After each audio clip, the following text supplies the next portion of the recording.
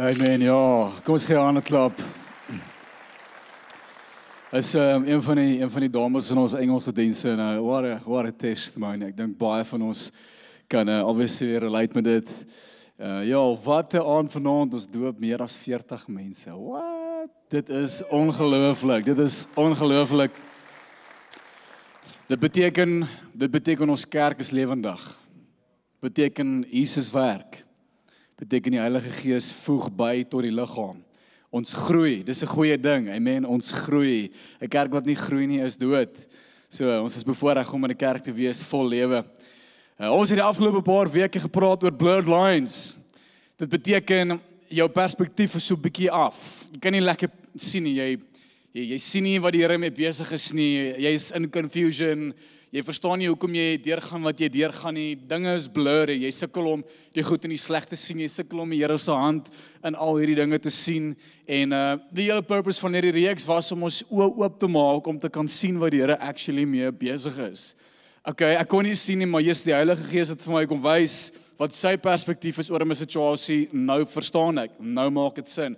Ek kon nie verstaan hoekom ek deur sekere goed moes gaan nie, maar nou het die Here my perspektief, my angle bietjie kom verander, nou blur die lyne nie meer nie, nou kan ek baie mooi sien wat actually aangaan, want meeste van die kere, wanneer ons deur tye gaan, wat ons nie verstaan nie, dan twyfel ons in God se goedheid. Dan twyfel ons in sy hart, en ek gaan so 'n bietjie meer nou daarvan sê, ons weet wat die Here in staat is, ons weet hy kan wonderwerke doen, ons weet hy kan bless, ons weet hy kan mooi goeders doen, maar as ek nie hierdie blessing sien gebeur in my lewe nie, dan eweskielik question ek God se goedheid. Right? Maar ek kan nie God se goedheid question nie, want hy is die definisie van goedheid. Ja, is nie 'n definisie buite God van goedheid nie. He is good. God is the definition of good. He is good. Die 1 Timoteüsense. Daar is nie so 'n boek in die Bybel nie. As jy gaan soek, jy gaan hom nie kry nie. Timothy. 4 vers 4. For everything God created is good. Alles wat God gecreate het, gemaak het, is goed. Alles wat God doen, is goed. Dis nie net goed nie, dis baie goed. And nothing is to be rejected if it's received with thanksgiving. Wat hierdie skrifvers sê is, dit wat God gemaak het, dit wat goed is, kan net ontvang word deur 'n dankbare hart. 'n Hart wat ondankbaar is, reject God se goedheid. Soos jy moes al vir iemand iets gegee het, jy dalk uit die goedheid van jou hart vir iemand 'n broodjie gegee, 'n geldjie gegee, 'n blessing gegee, en toe die persoon jou blessing ontvang, toe kom jy agter, daar's ietsie van 'n entitlement op die ou se gesig, soos in, is dit al? Of ek eet nie dit nie. Dan jy soos van, ekskuus? Shop, vat terug. Het julle dit al gesien? Ons doen dieselfde met die Here. Soos, nee Here, ek wil nie dit hê nie. Nee Here, dit is nie goed genoeg nie. Ekskuus. So dis hoe jy reject, dis hoe jy blessings reject. Pride en hierdie entitlement stoot seëninge weg, stoot God se goedheid weg. Maar 'n dankbare hart is soos 'n magneet vir seëninge en vir God se goedheid. Ook Johannes 1 vers 17, James 1:17 sê, Everything and every good and perfect gift is from above. Every perfect and good gift is from above. En baie keer sien ons nie hierdie goeders wanneer ons deur 'n paar dinge gaan nie. En een van die dinge wat Paulus bid, het ons al gelees het wat gaan aan met my skrifverse vanaand? Ek lees goed en dan sien ek dit en dan sê ek wat ek nie moet sê nie. Efesiërs 1 vers 16 wys ons wat Paulus vir ons bid, sodat ons kan sien. Want ons het al gesê in hierdie reeks, dat as daar een agenda is van die vyand is dit om God se goedheid te belemmer. Hy wil aan jou bewys dat God nie goed is nie. Hy wil aan jou bewys dat God van jou vergeet het. Hy wil aan jou bewys dat God absent is in jou lewe. En dan glo ons hierdie leuen. En dan wanneer jy hierdie leuen glo, dan voel jy so ver verwyder van God af. dan verdwyn alle geloof en hoop uit jou hart uit.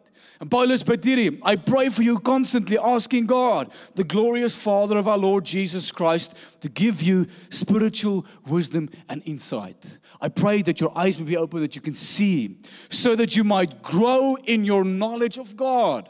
Sodat jou kennis van God akkuraat kan wees. Vers 18, I pray that your hearts will be flooded with light so that you can understand the confident hope He has given to those He called. Hy sê jou hart moet gevlad word met lig sodat jou perspektief akkuraat kan wees. En ons gaan dieper in hom indelf vanaand. En vanaand se message is die volgende, that we thank God for all circumstances. We thank God for all circumstances. We thank God for everything we go through. Ek dank God vir die goed wat ek deurgaan, maar ek dank hom ook vir die sleg wat ek deurgaan. En ons rede daarvoor, ons purpose in your pain, there's purpose in your trials, there's purpose in die dinge wat nie so lekker voel nie. So ek dank God vir die goed en ek dank God vir die sleg. Want God vat die dinge wat met jou gebeur en hy maak dit vir jou werk. Of dit van die duiwel afkom, of dit self-inflicted is, hy worry nie. Hy's nie offended nie, hy's nie geïntimideer wanneer daar goed met jou gebeur wat nie van hom afkom nie. Hy sê, watch hierdie, kyk gou gebruik ek alles wat teen jou werk en ek gemaak dat dit vir jou werk. Dis die absolute rustigheid wat ons kan beleef wanneer ons dink in God. Want ek verstaan nie waar ek gaan nie, maar ek weet dat ek kan my God se hart vertrou, dat wat ook al ek mee deurgaan, wat ook al ek mee deurwerk, God is going to make this work for my benefit. God's going to make this be a setup for my life. Hoor gou hierdie skrifvers, Romeine 8:28. And we know that God causes everything to work together for the good. Met ander woorde, die outcome van jou situasie kan slegs goed wees. Kan ons 'n amen kry vir daai? Dit kan slegs goed wees. For the good for those who love God and are called according to His purpose. So, ons noem hierdie periode waardeur jy gaan, wat jy nie altyd lekker verstaan nie, die mysterieperiode, the mystery period. En is baie keer in hierdie misterie wat ons nie kan definisie gee aan hoekom gebeur daai, hoekom het die persoon dit aan my gedoen, hoekom het die persoon gesterf, hoekom het ek daai verloor, hoekom sukkel ek met depressie, hoekom sukkel my besigheid, hoekom het ek angsaanvalle, hoekom het ek hierdie pyn, ek kan met die hoekom lysie aangaan.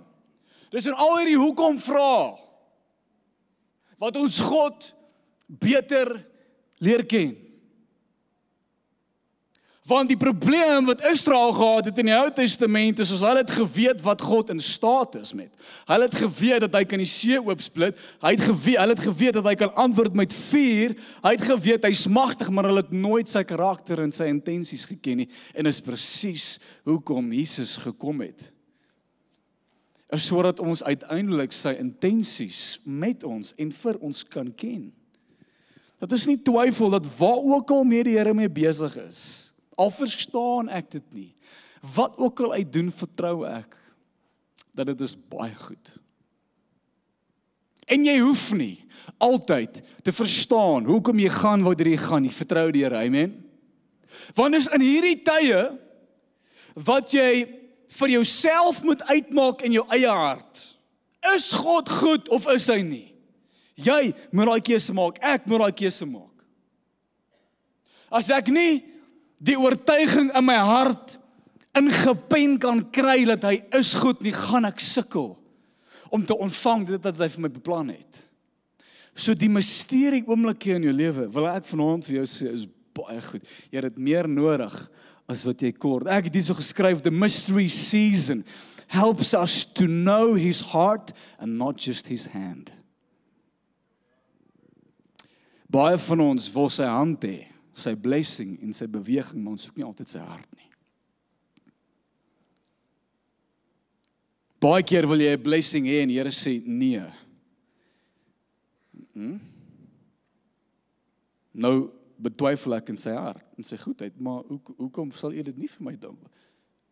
Just trust him, he knows. As God sê, vat hierdie wat jy gebou het en saai dit. Jy hoef nie te verstaan nie, trust hom. Vertrou in sy hart, vertrou dat wat ook al mee besig is baie goed. Many people know God's hand, but they don't know his heart.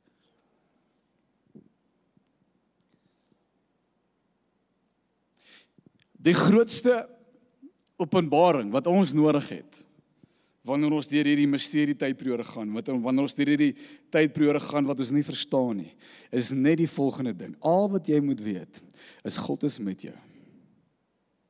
Dis al. En as God met jou is jy okay.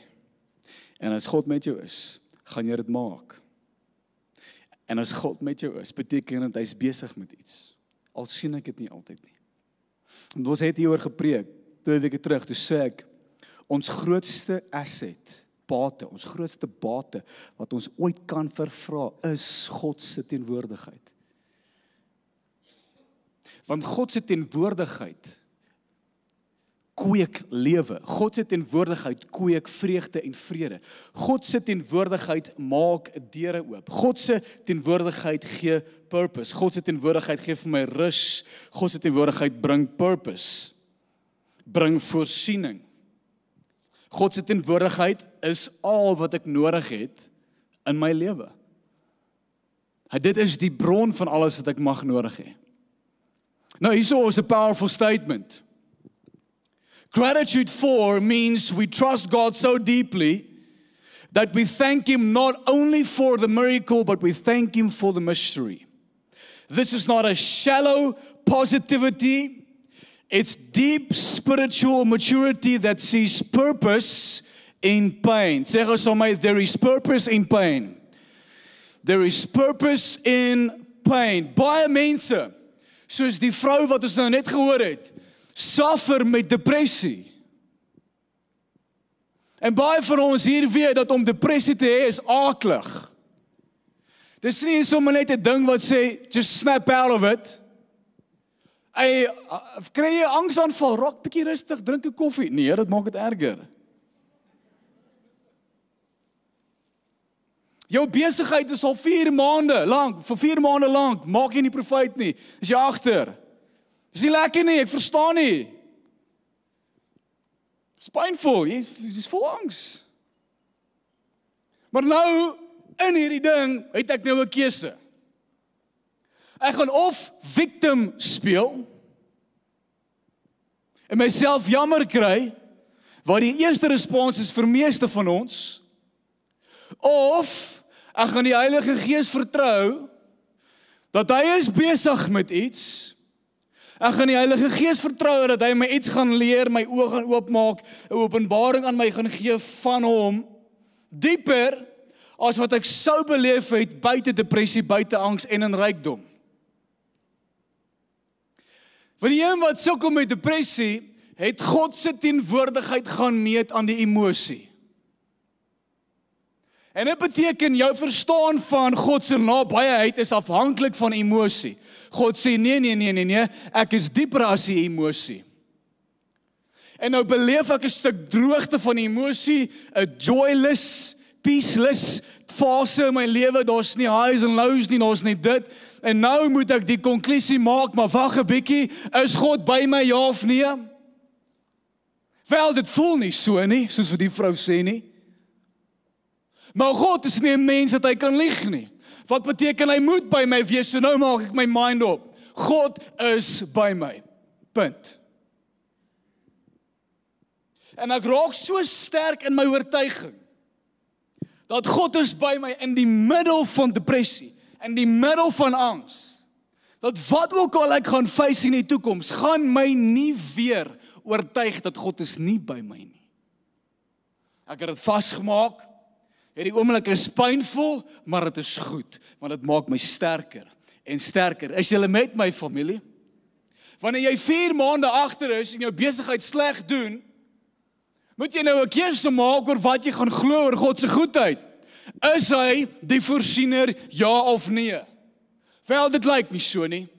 Daar is geen evidence nie. Daar is nie geld wat kom in die rekening nie. Ek sien die deals wat deurkom nie. Nou kom God en hy sê, maar wag 'n bietjie, meet jy my goedheid vir jou aan 'n bankrekening? Ek gaan jou dieper vat. En nou in hierdie wagperiode van finansies, maak ek in my hart uit dat God is goed, hy is my voorsiener, ek verstaan nie van waar af dit gaan kom nie, but he's God, and he's not a man that he should lie, he will come through for me. En in daai deel persist jy, en persist jy, en persist jy, want nou werk jy met R10,000, R20,000, maar oor 5 jaar van nou, gaan jy met R1 miljoen werk, R2 miljoen werk, R3 miljoen werk. En dan in daai tipe geld kan jy nie confused raak nie. God is busy preparing you for the big money, hallelujah.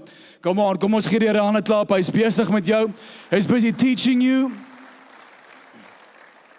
Jy maak jou besigheid God, en God sê, moenie jou besigheid God maak nie, en jy gaan deur hierdie wagperiode net so dat God jou kan leer, dat jou besigheid is nie God nie, ek is God. En ek gaan dit aan jou prove. There's purpose in pain.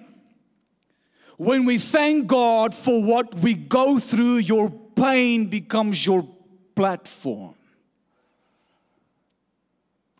Jou pyn, waardeur jy werk, is besig om vir jou 'n stem te gee. Dat jy vir mense kan sê, luister jy, ek weet waarvan ek praat. As ek vir jou sê, vertrou die Here, dan sê ek nie net vertrou die Here nie, ek is daardeur, vertrou die Here. Dat wanneer jy die gospel preek in die plekke waar jy werk, gee jy nie net 'n airy-fairy gospel nie, jy gee die gospel want jy het dit eerstehands experience. Your pain gives you a platform. Soos ons altyd sê, you never trust a man without a limp. Ja? As jy al deur 'n paar dinge deur hom gewerk het, it's just so good, it's just so good. So, hier is ons 'n gebed, 'n stuk struktuur wat Paulus ons mee help, en jy lees hier van ook in Romeine 8. Hy sê, wanneer jy nie verstaan waartoe jy gaan nie, is dit okay, want God weet waarmee hy besig is. En hoor wat sê hy so vers 25. Hy sê, but if we look forward to something we don't yet have, we must wait patiently and confidently. And the Holy Spirit helps us in our weakness. Want wanneer jy agterkom, jy's swak, kom jy agter jy's nie God nie, kom jy agter jy's eintlik afhanklik van God. Maar wanneer jy baie sterk is, dink jy jy's God en jy's nie afhanklik van God nie. So thank God for your weakness, because it exposes my weaknesses, which forces me to depend on Him. The Holy Spirit helps us in our weakness. For example, when we don't know what God wants us to pray for. Wie van julle het al hierdie beleef? Jy is soos God se hemeldraer. Jy weet nie wat is op en af nie. Jy weet nie, mag ek vra, mag ek nie vra nie, mag ek dit, mag ek weet nie. Jy begin te bid, maar dan begin jy al klosommetjies te maak. Jy bid en dan jy sit al vir 40 minute in die bidkamer en jy het nog net een sinnetjie gesê. I say, but the Holy Spirit prays for us with groanings that cannot be expressed in words. So as jy nie weet wat om te bid nie, is okay, die Heilige Gees bid vir jou. And the Father who knows all hearts knows what the Spirit is saying. For the Spirit pleads for us believers in harmony with God's own will. En dan sê ons weer, and we know that God causes everything to work together for the good of those who love God. Hy maak alles ten goeie meewerk. Ons het nodig om te leer hoe ons self te posture in dankbaarheid selfs voor ons wonderwerke sien. Dit is baie moeilik vir baie mense. Gaan kyk bietjie na al Jesus se wonderwerk wat hy gedoen het. Voor hy wonderwerk doen, wat doen hy? Thank you, Father.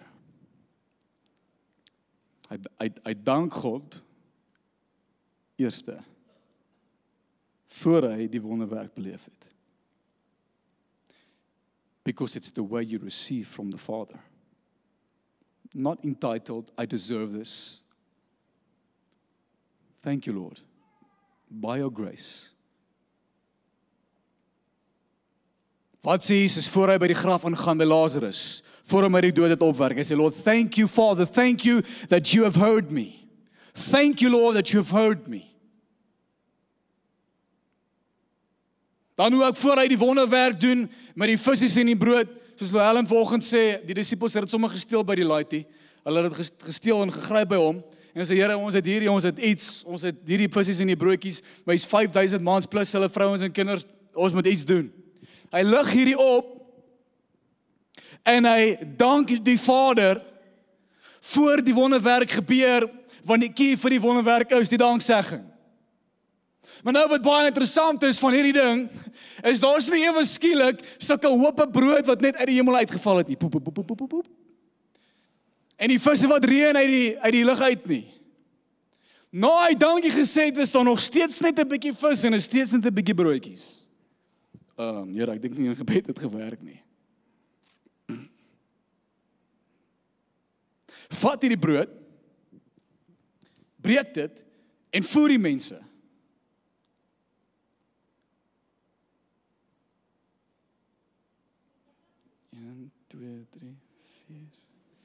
Here, ek dink nie, jy besef, vat die brood, jy verstaan nie wat ek sê jy moet doen nie, doen dit net. OK. Vat die broodjie, breek hom, gee hom. Maar hy begin met sulke klein stukkietjies. Want ons 5000 mans, en 'n paar broodjies.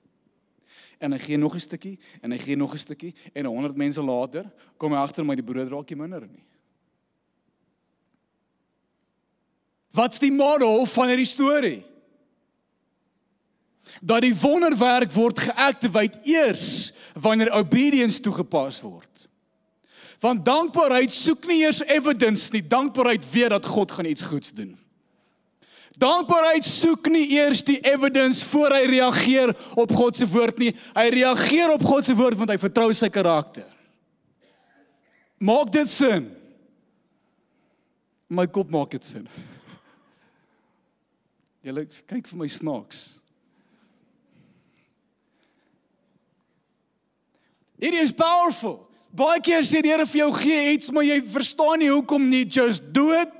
En soos wat jy dit doen, gaan die wonderwerk geactivate word.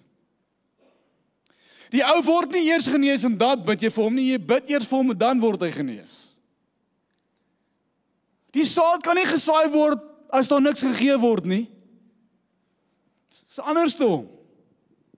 Maar in al hierdie dinge, en alles wat God mee besig is, moet ek weet, dat sy teenwoordigheid is by my, sy teenwoordigheid is by my, sy teenwoordigheid is by my, trust God, trust hom in die mystery, trust hom in die mystery, ek verstaan nie, maar ek gaan dit doen, ek verstaan nie, maar ek gaan dit doen. Josef, 'n incredible voorbeeld van om God net te vertrou in die mystery, om net faithful te bly in die mystery. Daar's profeseë vir hom gegee, daar's drome vir hom gegee, dat hy gaan heers. Daar's vir hom 'n droom gegee in sy slaap, dat sy broers en sy pa en almal gaan kniel voor hom. Hy het hierdie massive prentjie, maar hy het geen cooking clue oor hoe hierdie prentjie enigstens 'n realiteit gaan word nie. So al wat Josef nou kan doen, is net om faithful te wees in wat hy nou kan doen. Dis al wat hy kan doen. Baie keer in ons lewe het ons hierdie prentjie, hierdie woord, hierdie profesie, maar jy weet nie om uit te kom nie. Wat ek vir jou kan sê vanaand is, doen net wat nou vir jou gegee is om te doen. Want ons ken die storie van Josef, right? Op 17-jarige ouderdom, te verkoop sy broers hom, gooi hom in die put eers, maak of hy dood is, verkoop hom aan die mense wat op pad is Egipte toe, sê vir sy pa Jakob, iets verskriklik gebeur, 'n dier het hom aangeval, want dit is omdat hy vir sy broers sy drome gedeel het van wat hy by die Here ontvang het. En inteendeel, die Bybel sê in Genesis, dat terwyl sy broers hom in die put gegooi het, het hy in vrees en in angs hulle gesoebat om dit nie te doen nie. Nou daag hierdie ou op in Egipte. Potifar koop hom. Maar al wat Moses het nou, is net God. So wat kan hy doen? Hy moet nou die beste maak van waar hy is in Potifar se huis. Hoor gou op 11 vers die Genesis 39 vers 2. The Lord was with Joseph. Dis al wat hy geweet het en is al wat hy gehad het. The Lord was with Joseph, so he succeeded in everything he did as he served in the home of the Egyptian master. Omdat wat ek nou gesê het, God se teenwoordigheid is jou grootste bate. Want God se teenwoordigheid gaan 'n tipe vrug dra in jou lewe, waar die wêreld nog gaan kyk en sê, hoe kry jy dit reg? Hoe doen jy dit? Want God homself produced dit. En dis wat hier gebeur het. And Potifar noticed this and realized that the Lord was with Joseph, giving him success in everything he did. This pleased Potifar, so he soon made Joseph his personal attendant, put him in charge of his entire household and everything he owned. Great stuff. Wow, dankie Here, hier gebeur ietsie goed in my lewe. Hier kom Potifar se vrou. Want die Bybel sê dat Josef was 'n baie mooi ou gewees, soos again, handsome, mooi gebou, mooi gesig, jawline, alles. Tall, dark and handsome. Hy's bietjie donkerder as ons, die res van ons, maar. Of Luan, jy's ook baie mooi ou. Jy's ook tall, dark and handsome, ou. Weet nie wie is die donkerste tussen julle twee nie, maar ons maak. Nou sê, Potifar se vrou het gelast agter Josef aan. Bietjie weird, hy's 'n jong bokkie. Sy's nie so, maar anyways, okay. Breinvaart, ignore dit, okay, gaan aan. Hy kry dit nie reg, of sy kry dit nie reg om saam met hom te slaap nie, want hy's faithful, hy stiek by wat goed is, hy word nie geïntimideer deur vleeslike, of distracted deur vleeslike begeertes nie, hy sê nee, sy besluit, nee luister hier, sy gaan hierdie ou skroef, sy maak 'n storie op en sê vir Potifar, hoor jy, hy het my probeer rape, sit hom in die tronk, daar gaan iemand tronk toe. Ag, Jesusie, ek was nou so sterk op pad, op boontoe, nou sit ek in die tronk. Maar, Genesis 39, vers 21 tot 23, hier kom ons weer. But the Lord was with Joseph in prison. Weer eens, dit maak nie sin, hoekom is ek in die tronk nie, maar wat ek wel weet is, God is by my. En as God by my is, kan dit net goed gaan, amen. God was with him in prison and showed him his faithful love. And when the Lord made Joseph a favorite with the prison warden, before long, the warden put Joseph in charge again of all the other prisoners and over everything that happened in the prison. The warden had no more worries because Joseph took care of everything. The Lord was with him and caused everything he did to succeed. Band, julle kan my join. Is die man in die tronk. Potifar al kwaad, Potifar en die vader al kwaad vir sy, die enetjie wat sy koppietjie gedra het, en die broodbakker. Hy vat hierdie twee manne, en hy gooi hulle in die tronk saam met Josef.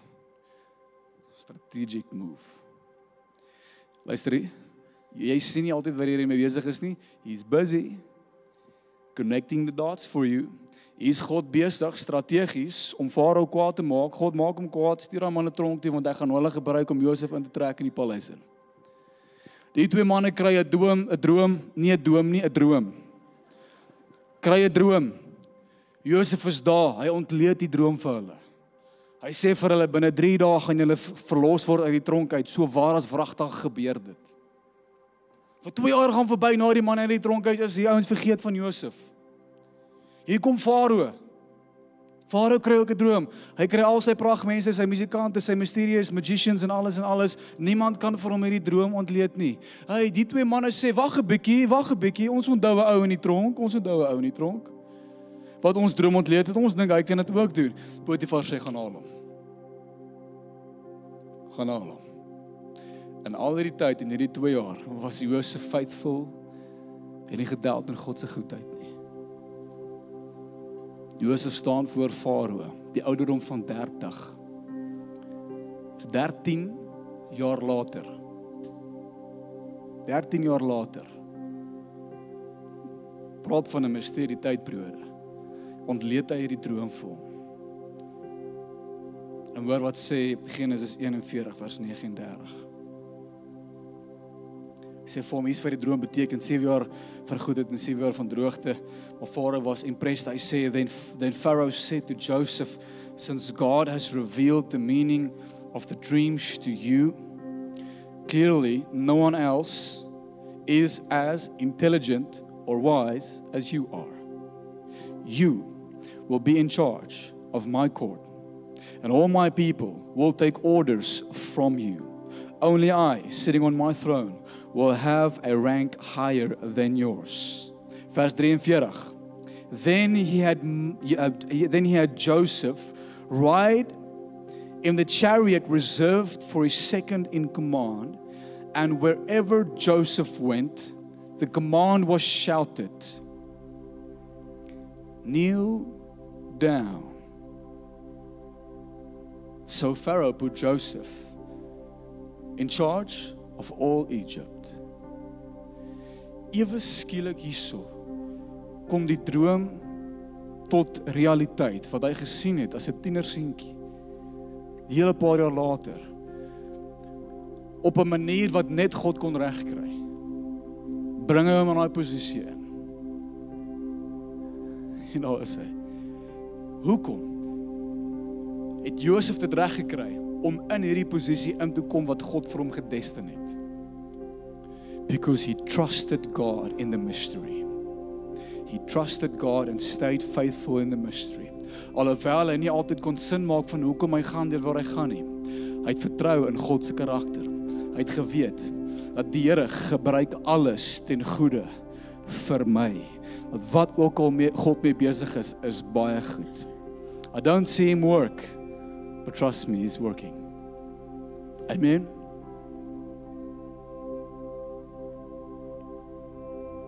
Genesis 45. Kom Moses. Nie Moses nie. Dis Josef. Moses is nog nie bestaan nie. Ek kyk net of julle hulle Bybel ken, okay?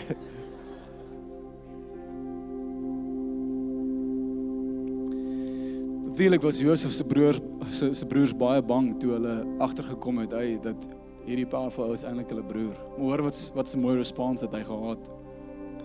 Hy sê vers 5, but don't be upset and don't be angry with yourselves for selling me to this place. It was God who sent me here ahead of you to preserve your life. It was God. So it was God who sent me here, not you. And he is the one who made me an advisor to Pharaoh, the messenger of his empire palace, the governor of all Egypt. Genesis 50:20. Sê vir hulle, you intended to harm me, but God intended it all for good. He brought me to this position so that I could save the lives of many people. Wat mense en 'n vyand bedoel vir sleg in jou lewe, don't worry, God's going to make it work for you. Amen. Jy is gediagnoseer met 'n siekte, God's going to make it work for you. There's purpose in the pain. Jou besigheid doen nie goed nie, dis okay, God's going to make it work for you. Jy het mense verloor in jou lewe, dis okay, God's going to make it work for you. Jy gaan deur depressie en angs, dis okay, God's going to make it work for you. Daar's hoop in hierdie statement. Amen. Kom ons gee die Here 'n lekker hande klap. Hy verdien dit. Halleluja. Prys hom.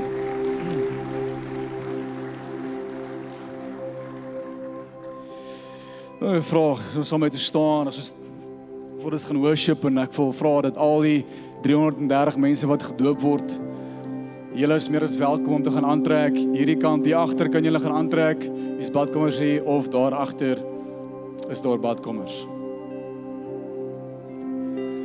Kom ons steek ons aan in die lig op, en bid ek vir ons. Ons gaan worship.